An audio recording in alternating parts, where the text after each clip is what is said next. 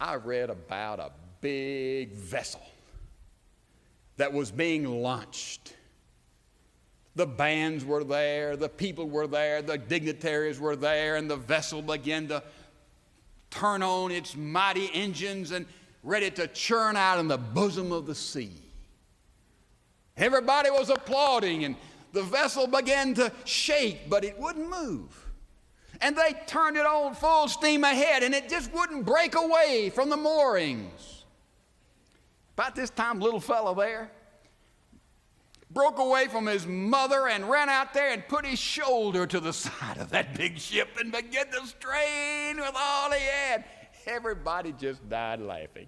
They said, look at that kid out there. There's a how many ton ship, can't get out of the dock. He thinks he's going to move it, but he just kept on straining. And in a minute, the big ship began to ease away and went out into the ocean. The little guy just stood back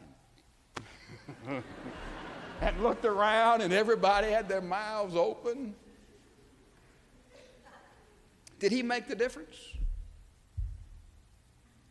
I don't know. But it could be. A physicist told us that that ship needed just a little bit more, just a few more pounds to force it to go out into the sea. Just a little bit more was all was lacking for it to break away from those moorings. And that little guy made the difference. What can you do with what you have? Give it all to him. And we'll sit around in eternity one day with plenty of time. There'll be no nights. We'll always be in light of the radiant sun. S-O-N. In eternity, there'll be plenty of time for us to sit around and we'll say, Barak, tell me about yourself. Little Jim, bring me up to date what happened there in the early church. What was your role? How did God use you? I look forward to that in eternity. But you know, to be a part of that great session in eternity, in heaven,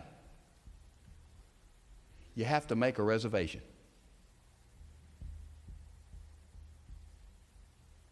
Have you made a reservation?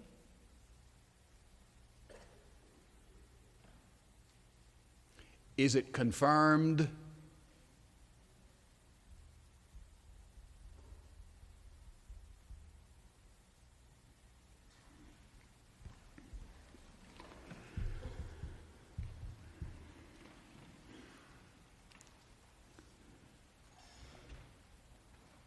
With our heads bowed and our eyes closed, I wonder if there are those here tonight in the sanctuary, in the Overflow Chapel, and you're not absolutely sure that you've made your reservation in eternity. You're not absolutely sure that you've asked Jesus Christ to come into your life. If not, do that right now.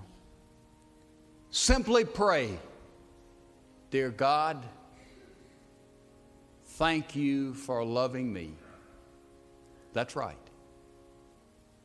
I confess my sin. I turn from my sin. Pray that prayer. And right now, I ask Jesus Christ to come into my life.